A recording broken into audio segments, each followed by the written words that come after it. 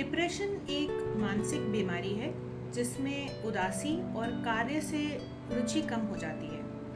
इसके बहुत सारे लक्षण हैं, एक एक करके समझेंगे। सबसे पहले तो ये बात कि मन बहुत उदास रहता है 2 हफ्ते से ज़्यादा। एक इंसान को अगर चाहे वो कुछ भी कर ले, चाहे वो 24 घंटे उसके मन में उदासी छाई रहती है। क्राइंग स्पेल्स, रोना, कुछ लोगों का ऐसा रहता है कि ज़्यादा रोते हैं, कुछ लोग नहीं रोते हैं, गुस्से में रहते हैं, पर मूड एकदम डाउन रहता है और बहुत मन उदास रहता है। इसमें कुछ भी अगर आप करें उनके लिए तो भी वो खुश नहीं होते हैं और उसमें हैप्पीनेस की फीलिंग जो है एकदम से घट जाती है। इसका दूसरा लक्षण है कि लॉस ऑफ इंटरेस्ट। जैसे काम जो पहले वो इंसान बहुत अच्छे से और खुशी से करता था, जैसे कि गेम्स खेलना, किताब पढ़ना, अपने काम में रुचि दिखाना, वो सब भी एकदम से ख़त्म सा हो जाता है, मन उठ जाता है हर काम से। तीसरा चीज़ ये कि नेगेटिव थॉट्स उनमें बहुत ज़्यादा इंक्रीज़ हो जाते हैं, जैसे कि मैं कभी कुछ नहीं कर सकता, मेरे ना रहने का कोई फ़ायदा नहीं है, मेरे मर जाने से ही दुनिया को फ़ायदा है।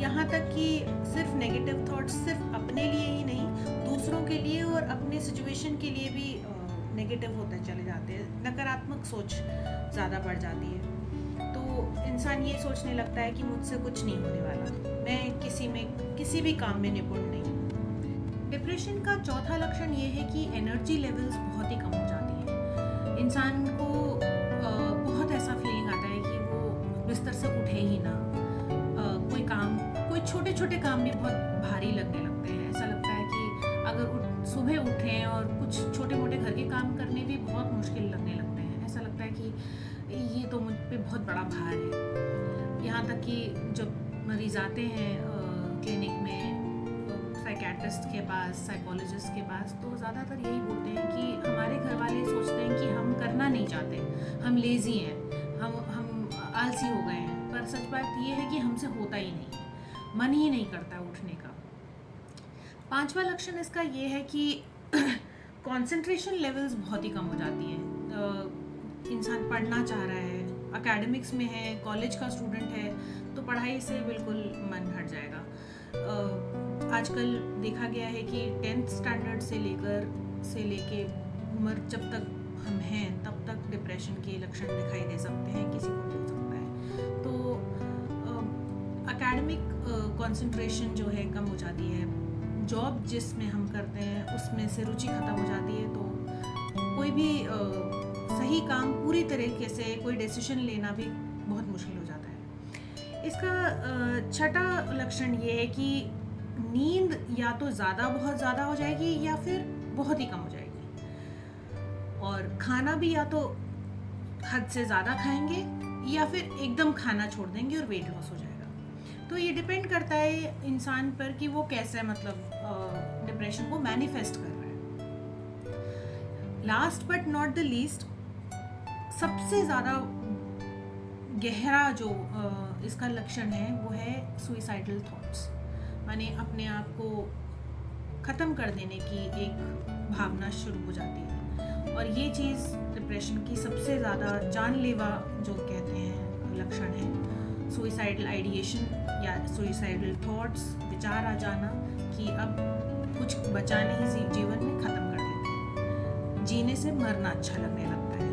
और काफ़ी बार जो डिप्रेशन के मरीज़ हैं वो अपने घर वालों को, दोस्तों में से किसी एक दो बार बोलने की कोशिश भी करते हैं। काफ़ी बार उसको लाइटली ले लिया जाता है परिवार में, या फिर फ्रेंड्स उसका मजाक उड़ा देते हैं। पर ये चीज़ हम लोगों को ध्यान रखनी है कि जो डिप्रेशन का पेशेंट है या जो डिप्रेशन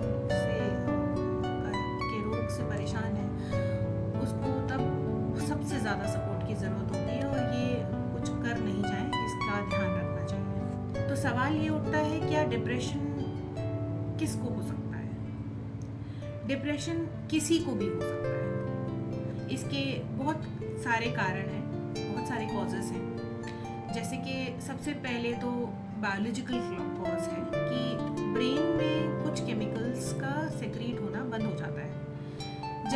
आप मानिए कि आपके शरीर में थायराइड की बीमारी है, हाइपोथायरॉयडिज्म है, और इसका मतलब ये है कि थायरॉक्सिन आपकी बॉडी में सेक्रेट नहीं हो रहा है। वैसे ही ब्रेन में कुछ ऐसे केमिकल्स हैं जैसे कि सेरोटोनिन, डोपामिन वगैरह, जो कि आपको हमेशा आपकी मूड को रेगुलेट करते हैं, मूड को ठीक रखते हैं, वो सेक्रेट होना बंद हो जाते हैं, और जब वो बंद हो जाते हैं तो डिप्रेशन का शिकार हो जाते हैं। दूसरा कारण हो सकता है कि साइकोलॉजिकल, या फिर कोई बात जो एकदम से खटक गई हो, कोई सिचुएशन ख़राब हो गई हो, जैसे कि जॉब लॉस हो गया, या फिर एग्ज़ाम में फेल हो जाना हुआ, या फिर ऐसी कोई घटना घटी हो जैसे कि अभी कोरोना का टाइम हो गया, किसी का बिजनेस में लॉस हो गया, तो ये सिचुएशनल कॉजेज़ की वजह से भी ट्रिगर होता है।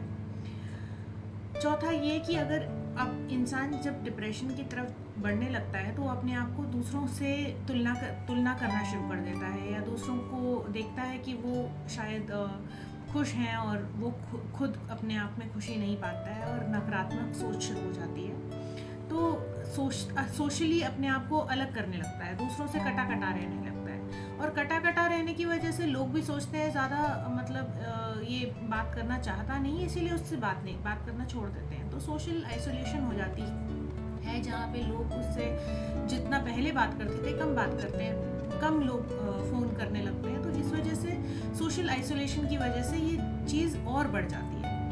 तो ये 3 कारण तो हैं ही, इसके साथ साथ में एक और कारण बहुत इम्पोर्टेंट है जो समझने की ज़रूरत है कि अगर जैसे कि एक डायबिटिक इंसान को पूछा जाता है कि आपकी फैमिली में कहीं किसी और को डायबिटीज़ था, या आपके फैमिली में किसी को हाइपरटेंशन था, तो हम झट से हाँ या ना में जवाब दे सकते हैं। पर जब हमको पता ही नहीं है कि हमारे घर में हमारे माता पिता को या नाना नानी दादा दादी को किसी को डिप्रेशन था, या उनके जेनेटिक्स में, उनके जीन्स में था, तो जब हमको पता ही नहीं है तो हम इस प्रॉब्लम का बता ही नहीं पाएंगे कि ये क्या है।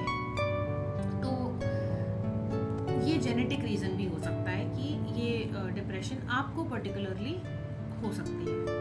विश्व में कम से कम 350 मिलियन लोग डिप्रेशन के पेशेंट्स हैं, उसमें से 80% लोगों की ट्रीटमेंट नहीं होती है। बहुत मुश्किल से अपने आप को संभाल के चलते हैं ये लोग, और काफ़ी बार आइडेंटिफाई तक नहीं होते। आप क्या जानते हैं, 10 लोगों में से एक इंसान आज के डेट पे डिप्रेशन का शिकार है। तो इस चीज़ को समझना बहुत ज़रूरी है कि ये पूरा जो डिप्रेशन है, चाहे वो दिखाई ना दे, इसके बाहर से ऐसा लगता है कि इंसान बिल्कुल ठीक है, पर क्योंकि ये दिखाई नहीं देता है, क्योंकि ये रोग दिखाई नहीं देती है, बाहर से चोट लगी हुई दिखाई नहीं